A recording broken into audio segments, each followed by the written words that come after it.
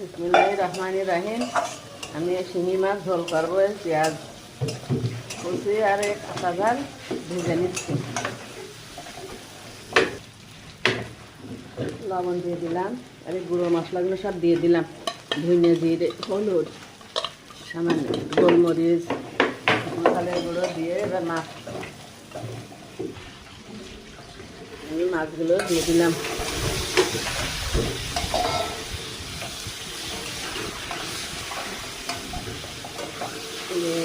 মাছগুলো একটু করে কষায়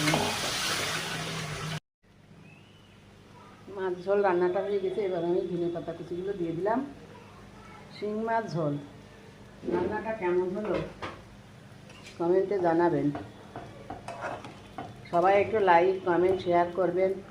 আমরা প্রতিদিন যে তরকারি খাই ফ্যামিলিতে, সেই ভিডিওগুলো আমি ছাড়ি। আল্লাহ হাফেজ।